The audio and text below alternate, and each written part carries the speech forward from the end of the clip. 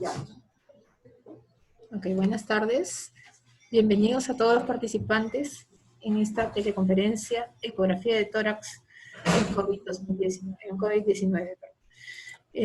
Tenemos para esta ponencia la suerte de contar nuevamente con la doctora Margot Mesa Aranda, jefa de nuestro servicio de diagnóstico por imágenes del Hospital Santa Rosa. La doctora ya tuvo la gentileza de brindarnos una primera capacitación y debido a las dotes de docente, la gran pedagogía que tiene para introducirnos al tema, la hemos convocado nuevamente y la tenemos aquí ya lista para nuestra presentación sobre ecografía en tórax. Doctora, adelante, por favor. Buenos días con todos. El día de hoy vamos a continuar con las ponencias. La primera parte, como se recordarán los que siguen este programa, expusimos los radiografía de tórax en COVID. Ahora vamos a tocar el tema de ecografía de tórax.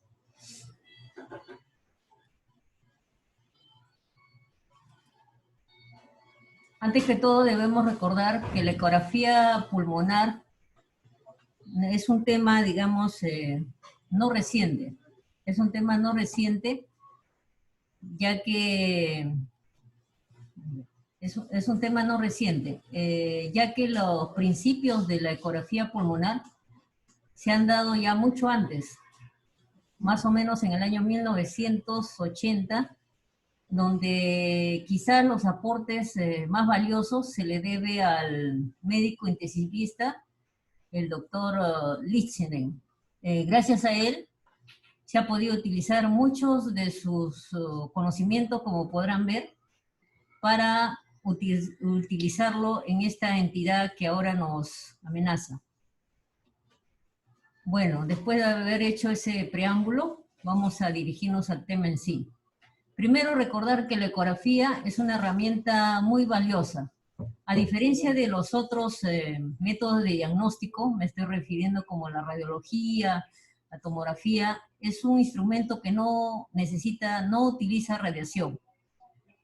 Por lo tanto, por su pequeño tamaño, su versatilidad, es un instrumento que no requiere gran infraestructura. Otro de las ventajas que tiene es que es una técnica reproducible y que se puede realizar en diferentes ambientes.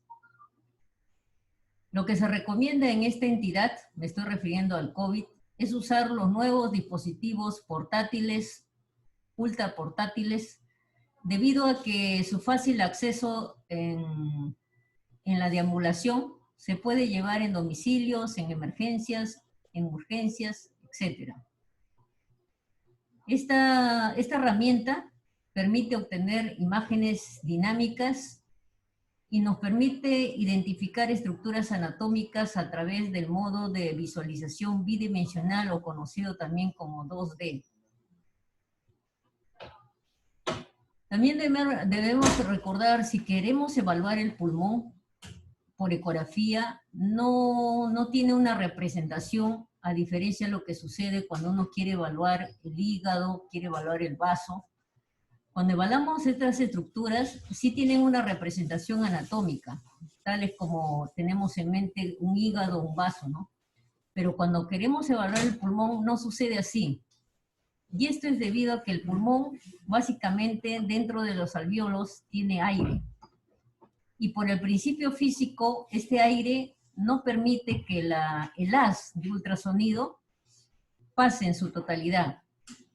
Y es por eso que no se puede evaluar, digamos, el pulmón, tener una forma anatómica del pulmón.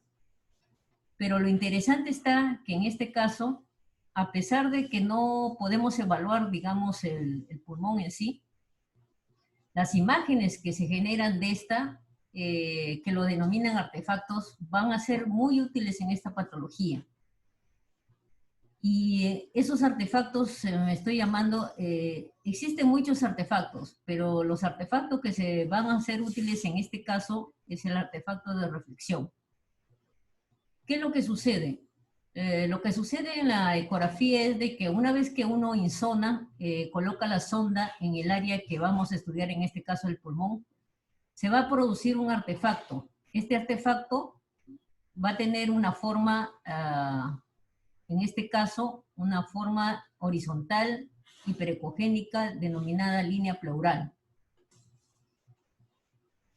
Nuevamente recalco que esta es una imagen dinámica y que va a presentar un movimiento. El movimiento se debe a la respiración en sí, la inspiración y la expiración.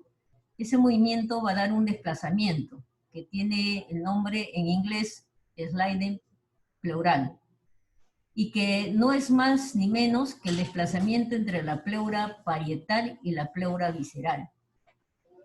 Por lo tanto, el no ver este movimiento como más posteriormente vamos a ver, nos estaría indicando de que se podría tratar de un neumotórax. Esto lo vamos a ver en los gráficos posteriormente. ¿Qué es lo que esperamos encontrar cuando vamos a realizar una ecografía pulmonar?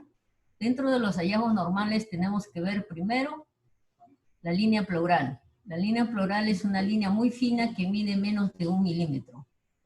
Segundo, vemos el desplazamiento. El desplazamiento o deslizamiento pulmonar. Tercero, vamos a ver la línea A y algunas líneas B. Estos hallazgos los vamos a encontrar cuando queremos hacer una ecografía pulmonar en una persona normal. Aquí para graficar y para que puedan tener una mejor visualización de lo que estamos hablando. Por ejemplo, esta es una ecografía pulmonar normal. Lo que están viendo aquí, estas sombras oscuras negras, vendría a ser representados los arcos costales. Y la zona acá, lo que le digo, la línea ecogénica o hiperecogénica, estaría representando la línea pleural. Acá tienen en el esquema costillas, que vendría a ser esta zona oscura, porque acá es hueso, y se representa como una imagen negra en ecografía. Después viene la musculatura pleural y acá intercostal, y aquí viene el pulmón, ¿no? Y aquí está donde se produce el artefacto. ¿Qué es lo que tenemos que tener en cuenta cuando vamos a evaluar un paciente con sospecha de COVID? Como le dije, estos criterios ya han sido dados por el doctor que les mencioné y que ahora se están usando mucho. Dentro de ellos debemos tener en cuenta los 5 patrones: la presencia de líneas A, las líneas B, la consolidación, derrame pleural y alteraciones de la línea pleural. Entonces, esos 5 patrones ténganlo bien en cuenta, porque eso lo vamos a ir viendo a medida que avancemos las siguientes diapositivas. Entonces, tenemos los siguientes artefactos a evaluar. Las líneas A, de nuevo, son líneas horizontales, son líneas que tienen una hiperecogenicidad y siempre van a ser paralelas y equidistantes, es decir, que se van a encontrar una detrás de otra a una misma distancia, como vamos a ver. Y la característica que no indica patología, porque dijimos que la línea A lo vamos a ver en las personas normales. Aquí en el gráfico, a ver, se ubican, las líneas amarillas estamos representando la línea pleural, las líneas rojas, estas líneas horizontales, vendrían a ser las líneas A. Como pueden ver, son líneas paralelas a la línea pleural y equidistantes, una detrás de otra.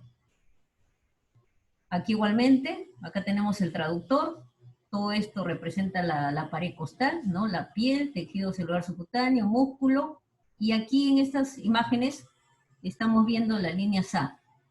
Estas, las líneas A. Estas de acá son los arcos costales, que se reflejan en oscura por la presencia que los arcos costales están representados por estructura ósea. Entonces aquí tenemos las líneas A.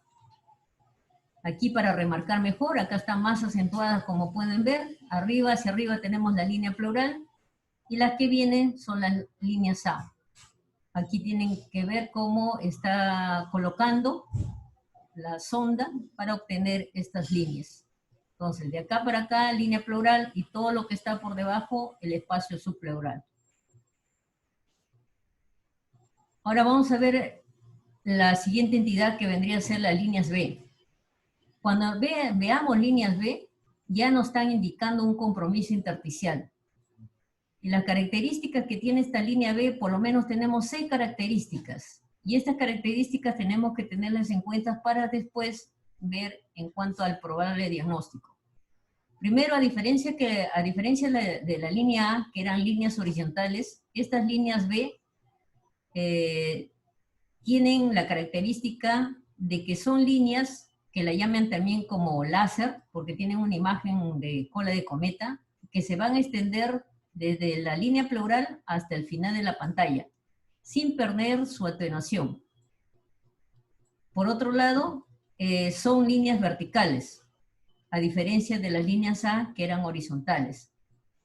Otra característica es que se van a mover sincrónicamente con la respiración, o sea, con el deslizamiento pleural. Y generalmente cuando existe patología van a hacer que desaparezcan las líneas A.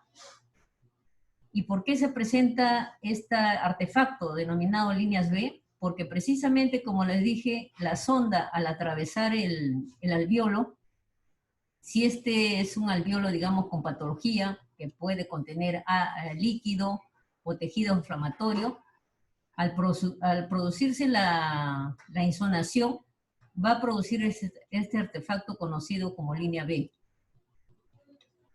Aquí tienen una representación de las líneas B. Cada imagen que ven hiperecogénica, por eso le digo, vertical, va a representar una línea B. Aquí tenemos 1, 2, 3, 4. Tengan que tener en cuenta que esta es una imagen estática, no es dinámica. En forma dinámica puede haber muchas más. Pero aquí es para representar y para tener una noción más clara de lo que estamos hablando, ¿no? Entonces, si la vemos así, es fácil de reconocer estas líneas. Esas son las líneas B, que no vemos en una persona normal. Aquí tenemos otro esquema. Las líneas B, en este caso ya no están como las primeras, porque ya las líneas B en realidad son más confluentes. Aquí todavía podemos contar, pero a medida que la enfermedad avanza, se van a hacer más confluentes y más difíciles de contabilizar. Acá tenemos también las líneas B, pero más confluentes. Acá me olvidaba que aquí tienen en tiempo real la presencia de líneas B. Aquí pueden ver, ¿ves? Cómo rápidamente hay que contarlo porque es la visualización como se presenta son bien rápidas. Esas imágenes que pueden ver son las líneas B.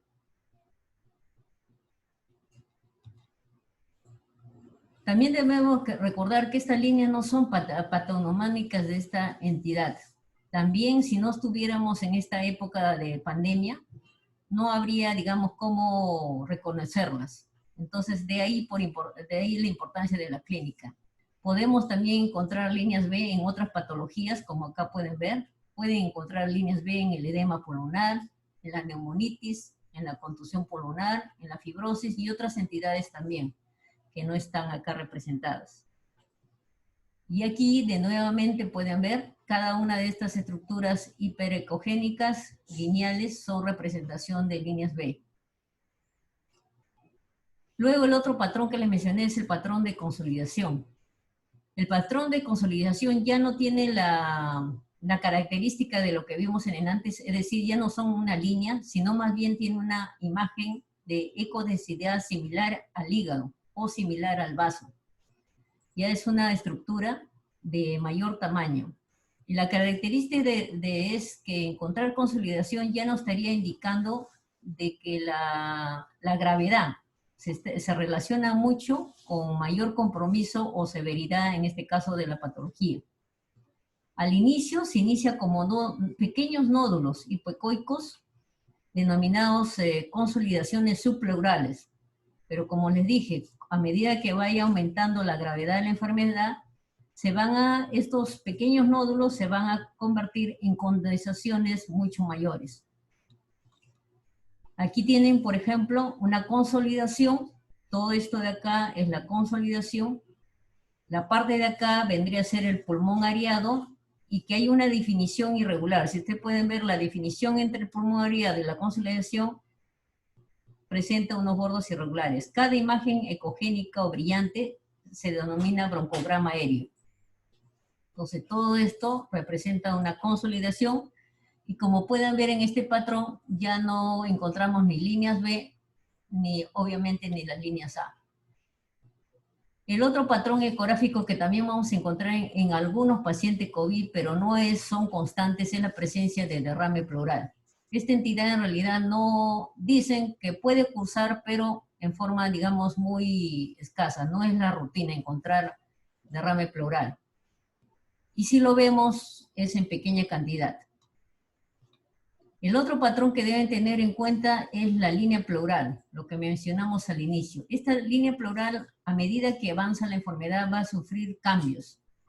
De la forma, de la estructura lisa que tiene, va a sufrir estos cambios. Digamos, de menos a más, se va a engrosar, puede mostrar irregularidades o se puede fragmentar, como vamos a ver aquí. Aquí, por ejemplo, tenemos una línea pleural normal. Como digo, estas estructuras, para recordar, son las costillas. Y acá tenemos por la buena definición de este traductor, podemos distinguir la línea pleural, la visceral de la parietal. Aquí tenemos, por ejemplo, este de acá es la línea pleural. Como pueden ver, la línea pleural ya no tiene la nitidez de una persona normal. Hay una pequeña discontinuidad. Y en este caso de acá, en la figura, la primera, se muestra la línea pleural toda distorsionada, cómo ha perdido su forma, ha perdido su morfología, está gruesa, está irregular, tiene entrantes y salientes. En este caso, estamos hablando ya también, van a ver que a medida que avanza la enfermedad, se va produciéndose hallazgos que tienen significancia en cuanto a la severidad de la enfermedad. Y de nuevo regresamos a las líneas B.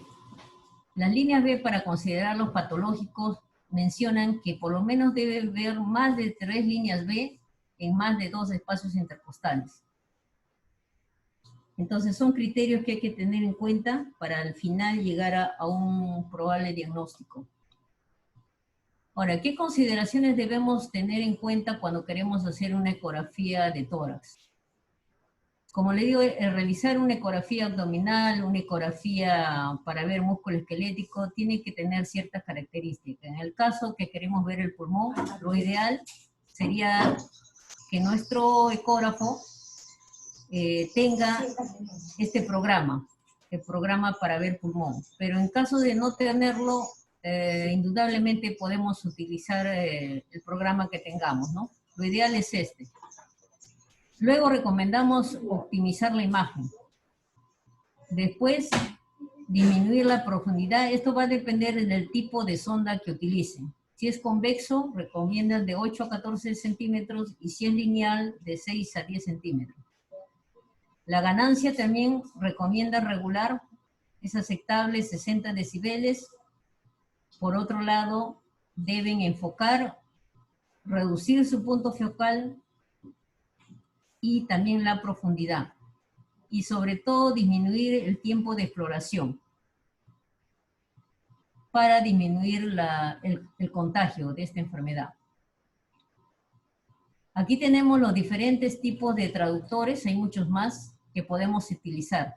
Tenemos traductores de alta frecuencia y traductores de menos frecuencia. Los más utilizados son los de acá. Tenemos los traductores lineales, los convexos y los sectoriales. Algunos utilizan los dos primeros y otros solo prefieren la convexa. Eso va a depender de la experiencia que tenga cada médico para el diagnóstico de esta entidad. Cada uno tiene ciertas peculiaridades. La sonda lineal lo prefieren porque permiten una adecuada resolución superficial, sobre todo para ver la línea pleural. En cambio, la sonda convexa lo utilizan más cuando quieren buscar condensaciones o grandes derrames. Pero como le digo, eso va a mucho variar de acuerdo a la experiencia del operador y a la preferencia que tenga por una u otra sonda. Aquí podemos ver, como le dije, ahora está en boga el equipamiento portátil, donde el mismo operador puede realizar el examen y puede ver los hallazgos. Aquí tenemos los diferentes tipos de sonda. Esta es una sonda convexa y esta es una sonda lineal. Aquí, para ver la importancia de estos nuevos equipamientos que han surgido a raíz de la pandemia, estamos hablando de los famosos ecógrafos portátiles y ultra portátiles, tan pequeños que pueden ser llevados en el bolsillo y ser de fácil accesibilidad, a diferencia de los equipos grandes que conocemos y que generalmente lo tenemos en consultorio. Y la gran ventaja que ahora está, digamos, apoyando en esta entidad es la telemedicina, ¿no? El médico que evalúa esta patología puede enviar sus imágenes a otro operador y pedir, digamos, sugerencias, recomendaciones si tuviera alguna duda. Entonces, esta es una de las ventajas que tiene la ecografía.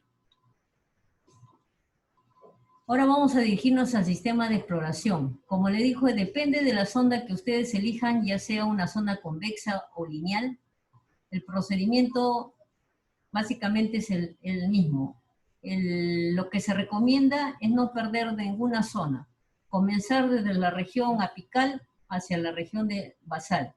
Se toma generalmente el segundo espacio intercostal y se sigue barriendo la zona de la zona medial hacia la zona lateral, comenzando del segundo espacio intercostal e yendo avanzando poco a poco, primero en la sonda en el eje sagital y después en el eje transversal.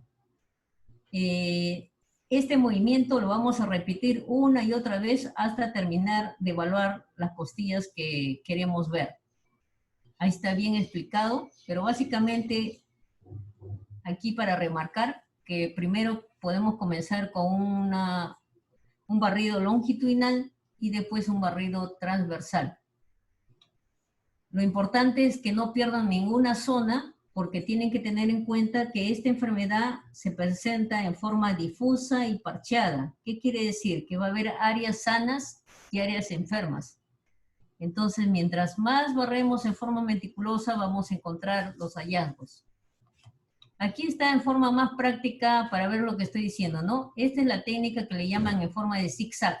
Comienzan en el segundo espacio y van barriendo hasta terminar todos los arcos costales. Generalmente recomienda primero evaluar la región anterior, la región lateral y la región posterior.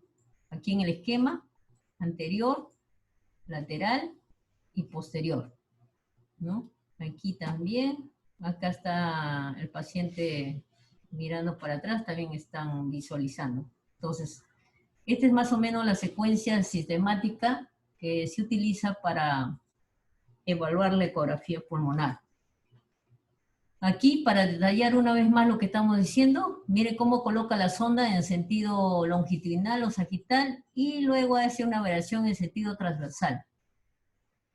Acá tenemos igual lo que encontramos ver cuando realizamos esto, que es lo que encontramos ver con la ecografía. Igualmente, pared torácica, la línea pleural y las famosas líneas A. En este caso tenemos un corte longitudinal. Aquí en este caso tenemos este de acá, son las costillas, y acá tenemos un corte intercostal. Ahora, ¿qué áreas evaluar? En cuanto a las áreas evaluar, todavía no existe un consenso. Como esta es una entidad nueva, en realidad todavía no se ha llegado a un acuerdo. Hay muchas divergencias al respecto, pero lo que he podido encontrar es lo siguiente. Acá tienen el link si quieren averiguar más. He encontrado que las áreas a evaluar podrían ser 16 áreas, 12 áreas, algunos hablan de menos, otros un poco más.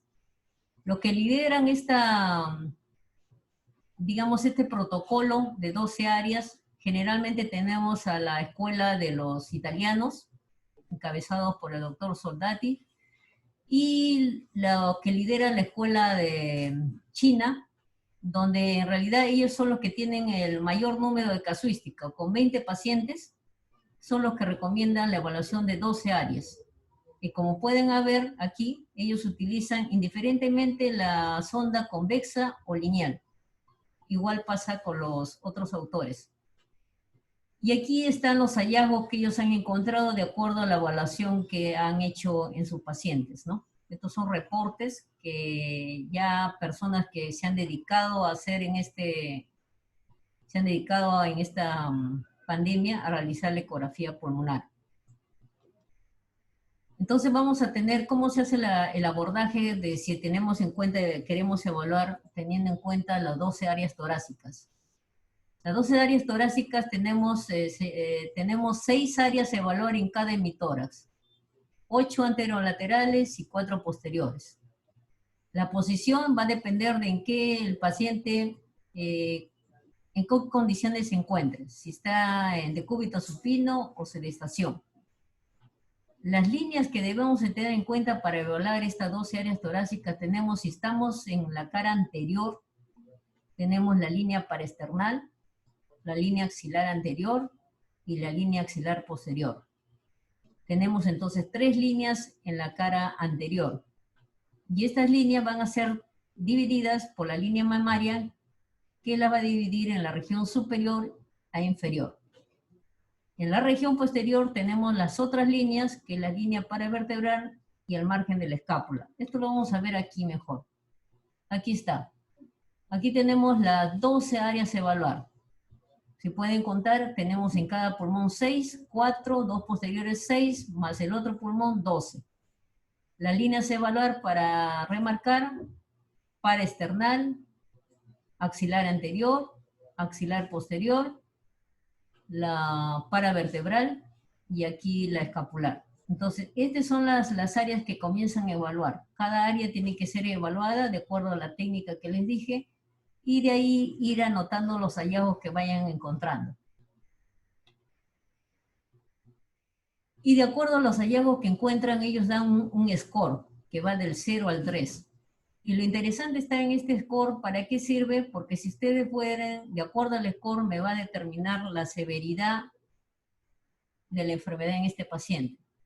Si tenemos 12 áreas y el score máximo es 3, quiere decir que tendríamos 36 de puntaje, estaríamos hablando de un mayor compromiso de la enfermedad. El grado 0 es cuando, digamos, está normal. La aireación del pulmón está normal. Solo que vamos a ver, dijimos, líneas A horizontales y líneas B, pero menos de 3 líneas B. Cuando el score es de 1, ya hay una pérdida moderada de la aireación, y ahí donde vamos a ver más líneas B, más de 3, y la característica que todavía la podemos contar, como les dije, y que están espaciadas de 7 milímetros. A medida que avanza el puntaje, ya es una forma severa, pueden ver que las líneas B ya son múltiples líneas B, y como les dije, son coalescentes que incluso ya no se pueden contar, y es lo que denominan el pulmón blanco, que después lo vamos a ver. Y el estado 3 representa el máximo score de severidad. Cuando estamos viendo consolidación pulmonar con presencia de broncograma aéreo o no, estamos hablando ya de grado de severidad. Entonces, como pueden ver, de acuerdo al score que hacen su evaluación en la ecografía, pueden ya darse una visión de lo que está pasando con este paciente. Igualmente, acá les presento otra evaluación, pero en este caso el autor propone 14 áreas. La diferencia entre una y otra, como pueden ver, es que este autor toma 2 áreas más, que son las regiones posteriores. Con esa hace 12 más 2 áreas más, 14. Entonces, este autor comienza a evaluar la parte posterior, a diferencia del otro autor. Y tiene sentido ciertamente porque esta entidad suele afectar a los campos posteriores y inferiores. Entonces, en realidad tendría sentido comenzar más por la parte posterior que anterior. Pero bueno, es criterio de cada autor. Igualmente, la división casi es la misma, como pueden ver. La línea axilar anterior, la línea axilar posterior, la línea paravertebral. Igualmente, cada área es evaluada. Y este autor también propone su score. Igual va del 0 hacia el 3. Como le dije, el score 2 en este caso es el pulmón blanco. Entonces ya estamos hablando de un grado de severidad. De la 2 a la 3, digamos ya un grado de moderado a severo. Y después, una vez que hemos evaluado, viene el reporte, ¿no? El reporte para que así quede graficado todo lo que estamos haciendo y para que sirva para el colega que hace la visita posterior para que vea cómo es la evolución de la enfermedad. Por ejemplo, si un día encuentra líneas B en positivo, al otro día encuentra más, se supone que este paciente está yendo, digamos, a una evolución más severa. Igual, ustedes van marcando si encuentran alguna lesión, si hay consolidación, si esa consolidación es en pequeñas áreas o mayor áreas. Entonces, de acuerdo al reporte, también a ustedes les va a permitir una guía de saber cómo va evolucionando su paciente. Y acá tenemos otro score ecográfico, me pareció muy interesante porque a diferencia de los primeros, este score sí toma como importancia la línea pleural. Aquí pueden ver que el score 1 le ponen a su vez, lo subclasifican en score 1P y el 2 también 2P. P es de pleure. Aquí en el score 1 no hay compromiso pleural. Y el score 1P sí hay compromiso pleural. Igual pasa con el 2. Ahora, eso lo vamos a ver gráficamente, porque a veces es mucho mejor así visualizar. Aquí tenemos un score 0. El score 0 es normal. Normal, podemos ver, esta es una línea B, podemos ver algunas líneas B, que en realidad puede darse. Por eso que estamos hablando de un score 0. De ahí tenemos el score 1. El score 1 dijimos que debería haber líneas B, sí. Y estas, para que sean 1, tienen que ser menos de 3 líneas B. Y la característica es que debe ocupar menos del 50% del campo. Si este es un reborde costal, debe ocupar la mitad de este campo. Y la característica, como le dijo, es que no hay alteraciones subpleurales. Aquí tenemos una OP. La diferencia entre la anterior es que acá sí hay alteración de la pleura. Como pueden ver, la línea pleural, que la ven acá, nítida, ecogénica, aquí ya ven como una fragmentación. En este caso, por eso que el autor le pone 1P. Luego pasamos al score 2. Igualmente, tenemos el score 2 normal y el score 2P. Igualmente, ¿por qué 2P? Por la alteración de la pleura. En realidad es muy sutil lo que presenta, pero el hecho de evidenciar ya altera, digamos, un score al otro. Aquí pueden ver que las líneas B ya son más confluentes, más ecogénicas, ¿no? Y la característica de un score 2 es que debe ocupar ya más del 50% del campo. Ya un score 3 estamos hablando ya de presencia de consolidaciones, ¿no? Y por ende nos representa también mayor gravedad.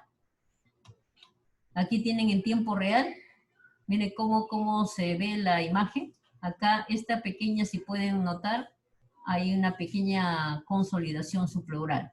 Esta línea ecogénica es la línea pleural. Y aquí, si miran detalladamente, acá se dibujan las líneas B. ¿Ve? Tiene que mirar fijamente y rápidamente, adiestrar la visualización para detectar estas imágenes.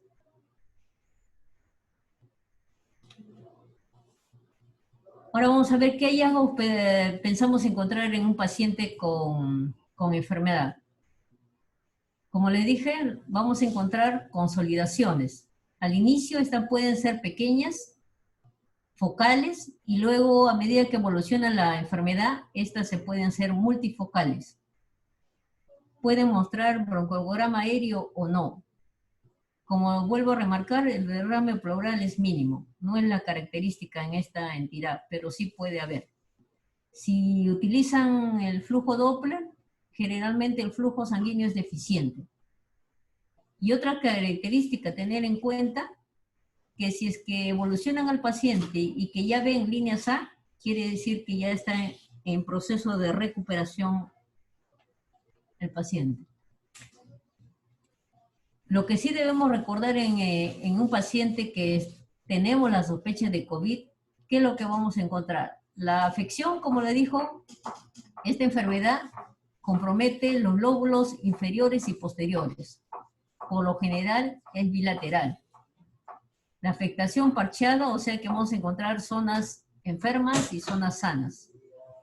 La distribución es heterogénea y se va a presentar en forma intercalada de los espacios intercostales. Por eso que es muy bueno hacer el scan en forma ordenada. También vamos a encontrar engrosamiento y irregularidad de la línea pleural. Otra característica es de que el movimiento normal, como les dice, el deslizamiento pleural se va a perder. Por otro lado, otra característica para remarcar es que va a haber mayor número de líneas B, más de 3, y estas a su vez se van a hacer coalescentes, y lo que al ser coalescentes se va a formar el denominado pulmón blanco. Entonces, todas estas entidades que están remarcadas son los hallazgos que podemos encontrar en un paciente con esta enfermedad. Ahora, otra cosa que tenemos en cuenta en cuanto al uso de la ecografía pulmonar en estos pacientes. Los autores que podemos encontrar en la literatura, podemos ver que todavía existe una gran controversia. Los datos, primeramente, que encontramos son preliminares y mencionan que se necesitan mucho más estudios para ver cuál es el rol que va a desempeñar la ecografía en esta entidad. Sin embargo, hay otro grupo que recomienda su uso para el diagnóstico temprano, para seleccionar en pacientes COVID y no COVID. Sobre todo, esto lo recomiendan los médicos de familia, los médicos intensivistas. Por otro lado, recomiendan o sugieren que la tomografía de tórax se podría reservar en los casos en que la ecografía pulmonar no sea suficiente para la evaluación clínica. Y los que abogan este procedimiento indican también que la ecografía pulmonar puede ser de mucha utilidad para valorar la evolución de enfermedad, como hemos visto, ¿no? A través del score y los hallazgos. ¿Qué inconvenientes tiene este procedimiento? Como le digo, para que un procedimiento se tome ya como estandarizado, como muchos otros protocolos que tenemos, tiene que guardar ciertos requisitos. Como vemos, esta es una entidad nueva en que se está dando, las personas que están aportando, se están dedicando todavía a encontrar más evidencia para que, digamos, se establezcan los protocolos establecidos y todos hablemos un mismo idioma. Por ejemplo, les puedo decir que la Sociedad Española de Radiología no aboga todavía el uso de la ecografía pulmonar. Sin embargo, lo que sí están dando, digamos, mayor aporte son los médicos de familia, los médicos intensivistas. Ellos sí están a favor de esta herramienta. ¿Y por qué no? Porque como le dije, como pueden ver, la casuística todavía no es demasiada, ¿no? Si bien existen reportes, la casuística en cuanto a los pacientes todavía no es en gran cantidad para que, digamos, se pueda tomar un consenso. En este caso, por ejemplo, que acá dice, no parece muy útil en la evaluación inicial de los pacientes de urgencia, ni se debería incluir de forma protocolar en estos casos. Esto es lo que aboga la Sociedad Española de Radiología, ¿no? Para ellos todavía no están, digamos, muy de acuerdo en poner esta herramienta al alcance. Y también menciona de que habría teóricamente mayor exposición del personal a la realización de esta prueba si se compara contra otras técnicas. Eso es lo que dicen los radiólogos españoles, ¿no? Algunos radiólogos españoles. Y lo que sí están a favor mencionan ¿no? Que recordar siempre que la técnica se debe hacer, cualquier técnica se debe hacer cuando el beneficio sea potencial en el diagnóstico o en el manejo de paciente. Como le dije, los que sí están a favor recomiendan esta técnica para el triaje, para descartar neumonía de no neumonía, en pacientes sintomáticos, incluso en su hogar o en la fase prehospitalaria. También recomienda que sería muy útil para el monitoreo del efecto de medidas terapéuticas. Por otro lado, menciona que debido a que es una herramienta pequeña de fácil movilidad, reduciría el número de profesionales de salud expuestos. Por otro lado, como hemos podido ver, permitiría estratificar la gravedad del daño pulmonar y eso indudablemente nos permitiría para hacer un mejor manejo del paciente y tomar una adecuada decisión terapéutica. Como hemos visto, se ha demostrado que el número de líneas B observadas por ecografía ofrecería una medida semi-cuantitativa del contenido extravascular del agua pulmonar.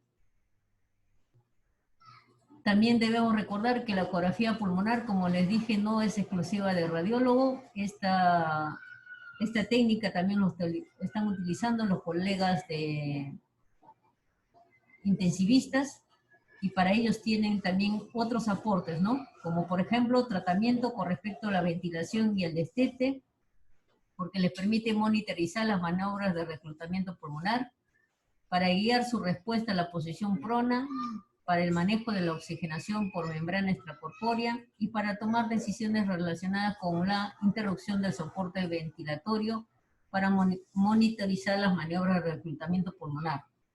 Entonces, todas estas son ventajas, en este caso que lo utilice el médico intensivista y que para él sí representa una herramienta muy importante.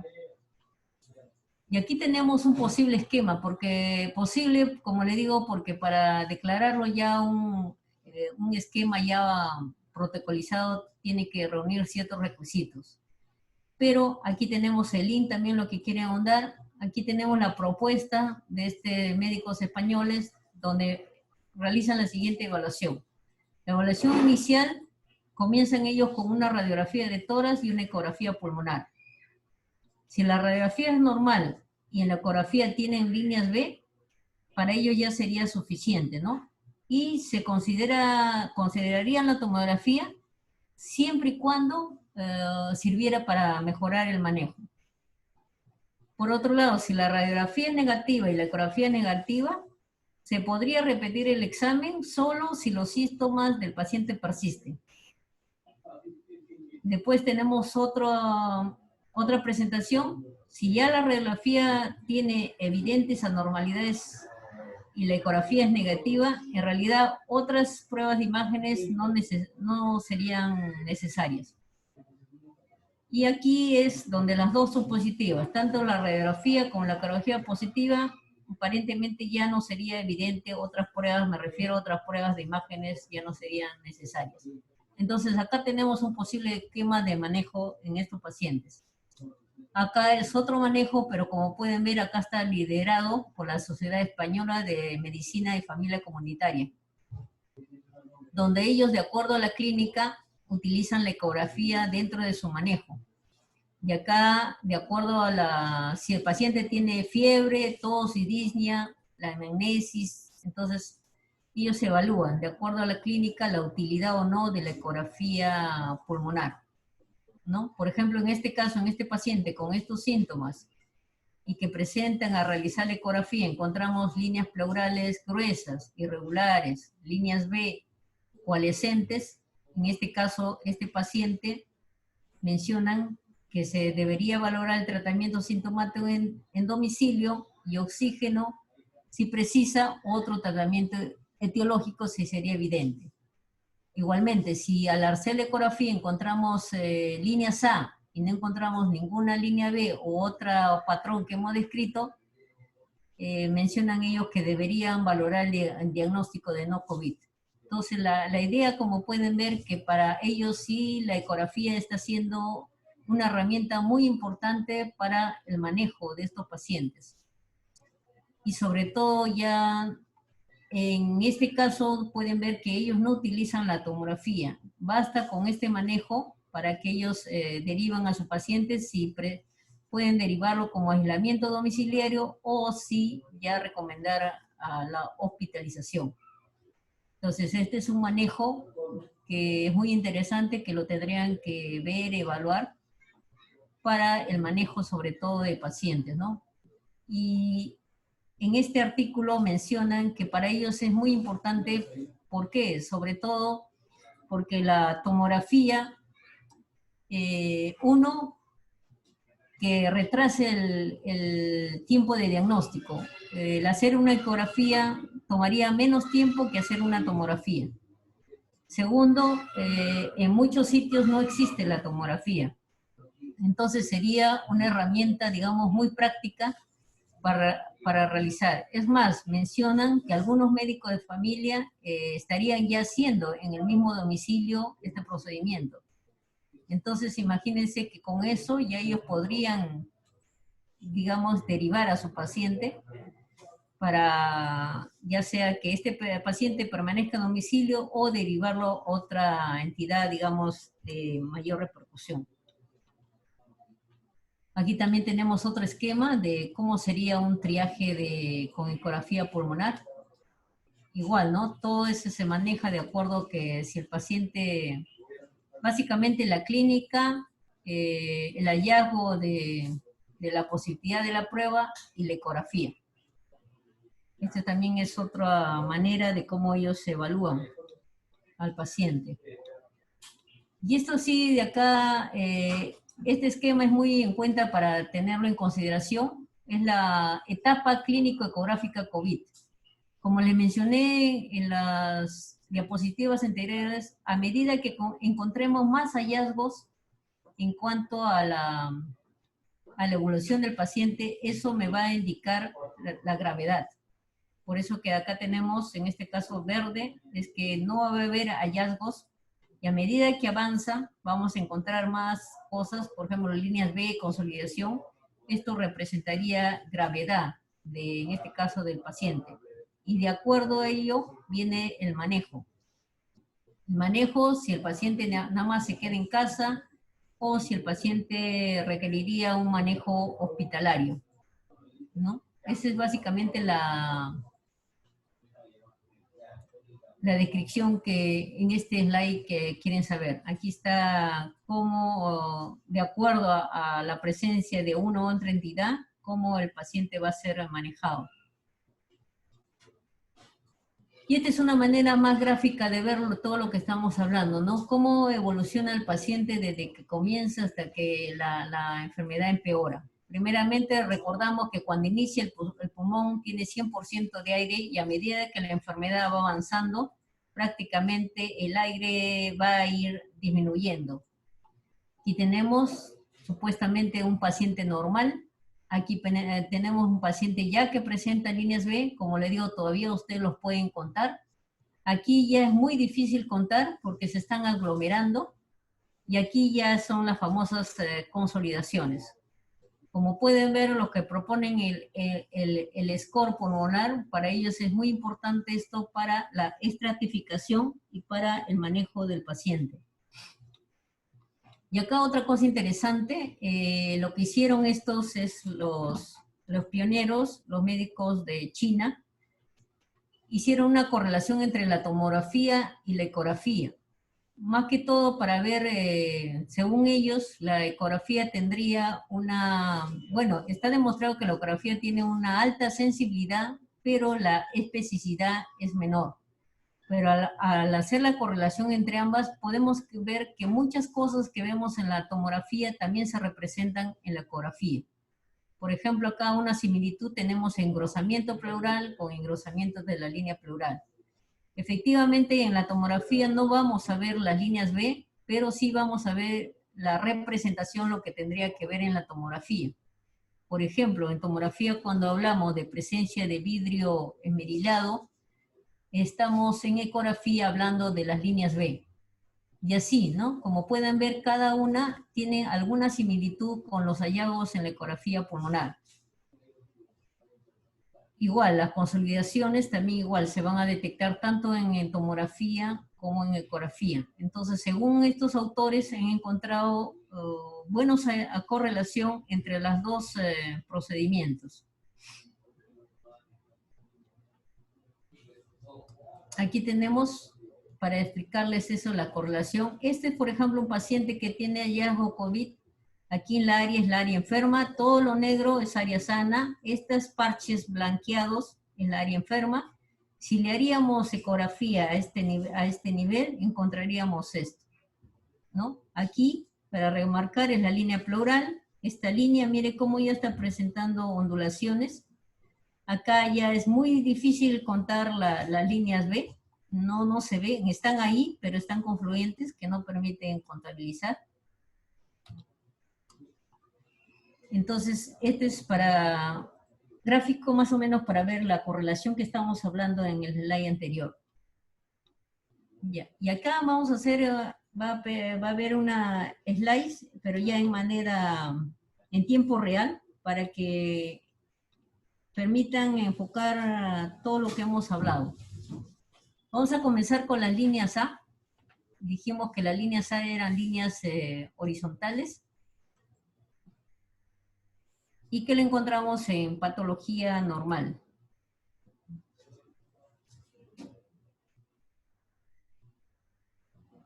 A ver, vamos a ver. Aquí ya estamos en las líneas B. Acá diríjanse la visión acá. Este es ya en tiempo real. Vamos a ver.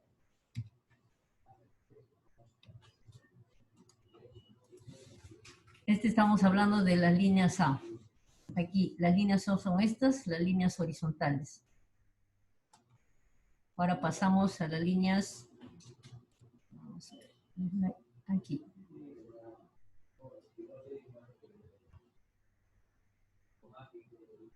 Desde acá ya son las líneas B, ya tenemos un proceso moderado.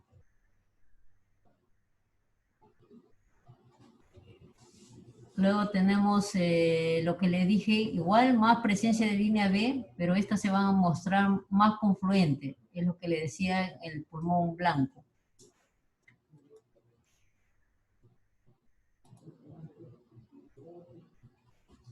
Aquí tenemos la presencia de consolidaciones. Aquí. Ahí miren la flechita, lo que marcan. Ahí está mencionando la irregularidad de la pleura y la presencia de pequeñas consolidaciones. En este caso ya estamos hablando de un paciente que tiene un proceso de moderado severo. Aquí, acá se ubican, esta es la tomografía y estos son los hallazgos con ecografía.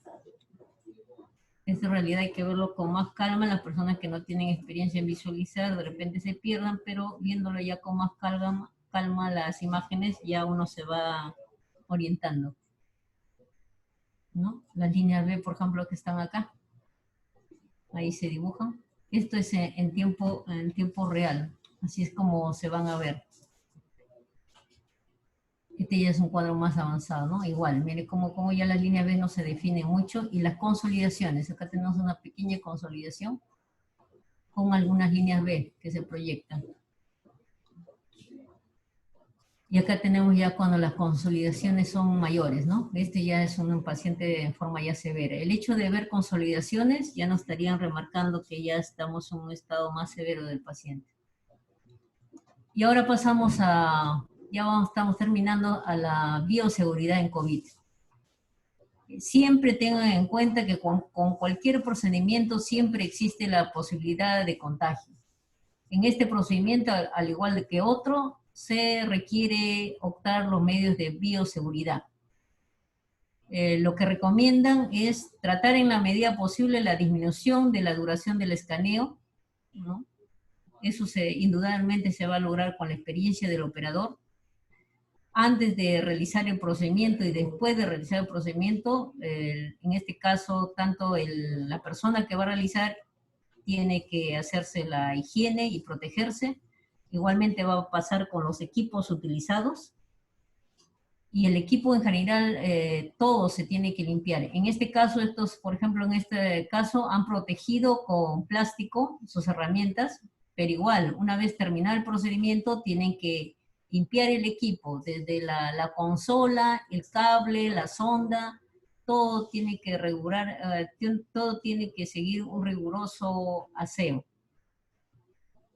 Igualmente, se recomiendan los medios de desinfección. Hay diferentes sustancias que están en el mercado, todos estos están permitidos. Recomiendan que pregunten a su proveedor qué sustancia pueden usar para el equipo que ustedes puedan tener. Y sobre todo protegen con bolsas los ecógrafos. En este caso, mire, es un mini, digamos, ecógrafo que les permite, como si fuera un celular, que les permite obtener las imágenes, y es por ese motivo quizás que la ecografía también está ganando bastante auge en la evaluación, sobre todo de los médicos de familia. Para ellos es muy fácil llevar esta herramienta y evaluar directamente al paciente. Obviamente guardando los medios de bioseguridad tanto para el operador como el paciente. Bueno, ahí ya damos por concluida la charla. Espero que hayan entendido. En realidad, este es un procedimiento que toma el ver las imágenes aquí, digamos, y estar evaluando al paciente. Hay que tener bien en claro todo lo que hemos hablado, las consideraciones y sobre todo la práctica, para que este procedimiento se realiza en forma, digamos, en forma rápida, pero también con certeza, ¿no? Bueno, yo por agradecer acá la invitación y también por dar gracias por compartir este conocimiento. Más bien ya viene, creo que la parte de las preguntas. Sí, doctora Mesa, la verdad le agradecemos muchísimo, como siempre, su participación. En realidad, muy clara, a pesar de que esta presentación está dirigida inicialmente a residentes. La verdad que cualquier profesional de la salud puede estar muy satisfecho, porque se está muy claro, los mensajes se han entendido perfecto. Me llama mucho la atención que efectivamente a veces hay la idea en nuestro medio que la ecografía solamente es competencia del radiólogo, ¿no?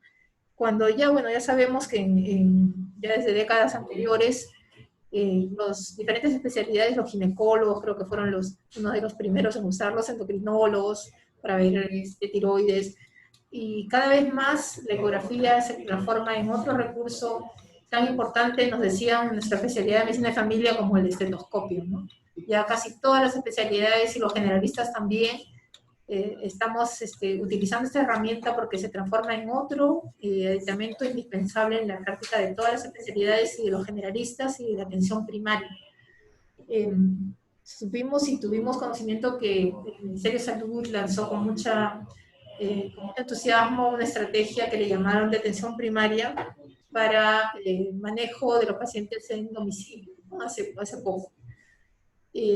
Quería comentarle que en nuestro medio pues, todavía estamos lejos de tener una atención basada en atención primaria.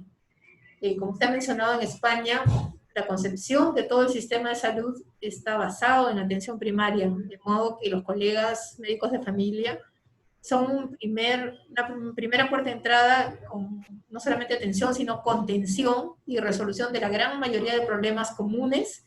Por eso es que la ecografía constituye otro elemento más en su caja de herramientas, junto con el estetoscopio, junto con el pulsoxímetro, ¿no? Que son básicos para hacer unas primeras aproximaciones a los pacientes, ¿no?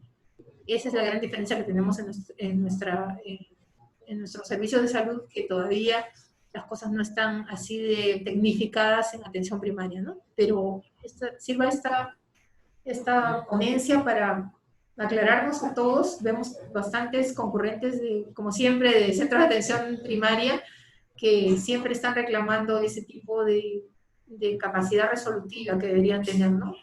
Y como vemos, pues son aparatos tan amigables como un smartphone, que lo único que requieren es la capacitación y el entrenamiento que se consigue con la práctica y el estudio, por supuesto, de cada operador, y para eso están los niveles diferentes, ¿no? Cuando hay una duda que requiere una experticia de un médico radiólogo, por supuesto está la telesalud, ¿no? Que es otra herramienta que también queremos potenciar, porque va a ser básico para tener una atención primaria en nuestro medio que sea efectiva y que realmente el sistema de salud sea un sistema, ¿no? No sea un conglomerado de servicios que no estamos ni coordinados, ni a veces podemos resolver con oportunidad.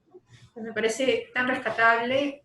Justo los programas que ha presentado usted en España son tan importantes como en otras realidades, porque aún con ese sistema ellos han tenido el desborde y el colapso de su sistema de salud. Imagínense nosotros, ¿no? Estamos en una situación bastante seria, pero que a las nuevas generaciones, los residentes que nos escuchan y todos los equipos de salud, más bien esto sirva de un aliento, ¿no? Todos estamos impulsando nuevas estrategias de nuestro centro de trabajo. Aquí en el Hospital Santa Rosa estamos tratando de impulsar justamente esto con telecapacitaciones y motivarlos, porque no vamos a esperar que nos den los recursos ideales de todas partes. Nosotros hay que propiciar tenerlos, porque es para beneficio de nuestro sistema, ¿no? Doctora, estamos haciendo ya una pregunta. Dice, habla sobre las medidas de bioseguridad, y creo que es otro punto que también impacta de su presentación, ¿no? Muchos colegas suyos he escuchado que sí, pues, subrayan un poquito la ecografía y dicen, pero es un tema un poco perjudicial, en el sentido que si no tenemos los suficientes equipos de protección personal, expone más al operador de esta herramienta, ¿no? Pero usted, como usted lo ha dicho, teniendo los cuidados y poco a poco logrando la experticia, claro, la cosa es mucho más manejable y más bien expone menos a riesgos. Si pudiéramos penetrar en atención primaria, expandir esta herramienta, sería muy provechoso para los pacientes, ¿no? Y le preguntan si estas medidas de bioseguridad en la ecografía es de práctica de todos los pacientes, sea COVID o no COVID-19. Bueno, en el contexto que estamos de la pandemia, en realidad al inicio todo iba dirigido a los pacientes que tenían hallazgos positivos, ¿no? De COVID, pero ahora lamentablemente tienen que ver que muchos de los pacientes son COVID pero asintomáticos. Entonces, lo que hay que tener en mente que todo paciente debe ser evaluado generalmente con las mismas características, porque no sabemos quiénes son positivos o negativos, ¿no? Entonces yo creo que si queremos, digamos, hacer este procedimiento, tenemos toda la voluntad de hacerlo, tenemos que guardar, digamos, protección, protegernos, ¿no? Protegernos, exigir que el paciente use mascarilla para hacer este procedimiento y también que nos dé las herramientas necesarias, ¿no? Sobre todo si hiciéramos una evaluación costo-beneficio, el hecho de hacer, si bien capaz teóricamente gastaríamos en insumos, en protección, si sacan en cuenta evaluado con una tomografía, el examen tomográfico es mucho más costoso que hacer una ecografía. Entonces, si bien el ecografista necesitaría su material de protección, básicamente, digamos, estaría sopesando económicamente, ¿no? Al hacerla, en cambio, la tomografía es un procedimiento más costoso que toma más tiempo. Entonces, yo creo que no se debe dejar de lado la ecografía. Como he dicho ya, muchos países, como dice la doctora, muchos países, no solo radiólogos de diferentes áreas ya lo están usando, ya están escribiendo procedimientos, haciendo esquemas de protocolos. Entonces, yo creo que es una herramienta a tener muy en cuenta, siempre y cuando guardarnos los medios de bioseguridad. Y aún así, ¿no? La tomografía, como los otros métodos, también igual están expuestos, pero el riesgo está ahí. Ya, digamos, hay que tomar una más las herramientas, tanto hacer ecografía, tomografía, en todo existe riesgo. Ahora, capaz en unas más, en menos, pero digamos, si no tenemos otra herramienta y tenemos a la mano este procedimiento, como creo que pasa en provincias, en zonas alejadas, donde no hay tomógrafo, yo creo que sí sería una valiosa herramienta, sobre todo como ustedes pueden ver, con el hecho ya de encontrar líneas bellas, ustedes estarían ya, digamos, teóricamente, digamos, diagnosticando a este paciente, ¿no? Entonces, yo creo que se tiene más que impulsar esta herramienta para ayuda en el diagnóstico. Sí, doctora, efectivamente concordamos con usted. Como le repito, no solo residentes, mucho menos de la especialidad exclusivamente de radiología, sino de todas las especialidades están atentos a esta presentación y efectivamente vemos en su presentación que hay una correlación bastante directa y identificada respecto a los hallazgos radiográficos, tomográficos versus la ecografía, ¿no? Y conforme se entrene más gente, esta herramienta va a ser muy útil. De verdad que pienso que esta presentación debe servir para todas nuestras regiones en impulsar el uso más extensivo de herramientas que pueden servir a una atención más oportuna. Porque imagínense que tenemos un paciente ya con clínica y además una ayuda diagnóstica, aunque la prueba de laboratorio sea dudosa, en algunos casos, ¿no? Sea negativo, pero tienen su clínica y más una imagen sugestiva, creo que ya podemos tratar de iniciar oportunamente, evitar muchos casos graves. Y una vez que tenemos precozmente también identificados, por ejemplo, líneas B, irregularidades, que ya es una cosa complicada, tratarlo inmediatamente en el nivel correspondiente para poder evitar pues el que vayan a ventilación mecánica, ¿no? Y el manejo hospitalario, pero inicial, ¿no? Una vez que también el paciente está muy complicado, como usted lo dice, doctora, también sirve mucho para el pronóstico, ¿verdad? Y para el manejo, eso también me parece uno de los mensajes muy importantes de su presentación. Ahí los intensivistas manejan mucho, justo como usted dice, en la posición prona, en los cambios de posición, en las intervenciones para manejar cómo está evolucionando su pulmón. También me parece súper importante para promover esta herramienta en otros usos.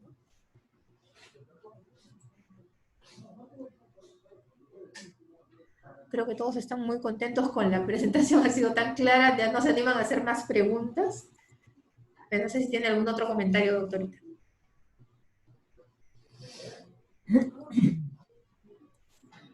Bueno, como le digo, básicamente en esto, para el entrenamiento, es un entrenamiento que lo que sí me llamó la atención que el tiempo. Algunos me preguntaron cuánto tiempo demora hacer este procedimiento. Indudablemente los autores que he mencionado ahí son personas pues con un recorrido que, digamos, son especialistas, han hecho no solo este tipo de ecografía, otro tipo de ecografía, pero según ellos, lo que ellos dicen que, lo que han evaluado estos pacientes, dice que en hacer un examen les toma entre 5 a 10 minutos. Indudablemente, pues, como usted dice, tiene una curva de aprendizaje, ¿no? Probablemente personas que recién se inicien quizás demoren un poco más, pero lo importante es que una vez alcanzado ya el aprendizaje, el procedimiento se vuelve relativamente corto y eso justamente hace lo que aminora el tiempo de exposición. Imagínate, en 5 o 10 minutos, básicamente el contacto casi es mínimo, ¿no? Y si tienes tu herramienta de protección, igual, o sea, aminorarías teóricamente el tiempo de riesgo. No necesitas más cosas, ¿no? Entonces, ese es un detalle también es importante. Pero indudablemente todo esto tiene un proceso de aprendizaje, una curva de aprendizaje. Pero como usted dice, si se da, digamos, si esto ya se toma con más conciencia y más hincapié, se puede ir capacitando a más profesionales en eso. Sí, doctora, yo creo que es muy importante, no solamente como le mencioné, varias especialidades que ya son conocidas por nosotros, ginecología, endocrino, intensivistas, médicos de familia, cada vez más están recurriendo a esta estrategia y mientras más el servicio público se involucre en esto, también se va a dar menos mala práctica, digamos, en esto, ¿no? Porque hacerlo extensiva no significa ofrecer un servicio privado sin digamos, un esquema de tratamiento dirigido al paciente, ¿no? Estamos hablando de los servicios públicos, que es tan importante el uso de esa herramienta de forma extensiva. Inclusive en los programas de la preparación de varias especialidades debería estar incluido también el uso de la ecografía como otra de las herramientas, siempre guiados y siempre, obviamente es campo del radiólogo, ayudarnos en la interpretación de las imágenes de los casos más complicados, pero en realidad es una herramienta que deberíamos entrenarnos a usar muchas especialidades, ¿no? Y a interpretarla y sobre todo a diseminarla, ¿no? En nuestra formación también. Bueno, por lo menos en forma teórica hemos tenido una muy buena introducción con esta presentación, doctora, yo le agradezco mucho, ha sido bastante claro, realmente es una muy buena herramienta y los que vivimos en una realidad un poquito más favorable como en Lima, que tenemos a la mano esta ecografía, esta herramienta deberíamos considerarla, ¿no? Tanto para nuestros unidades o servicios de apoyo al diagnóstico con imágenes, como también en los servicios de medicina intensiva, ¿no? Donde también nos ayuda muchísimo. Muy bien, doctora Mesa. No sé si tiene algún comentario final. Le agradezco mucho, como siempre, ha sido una excelente presentación.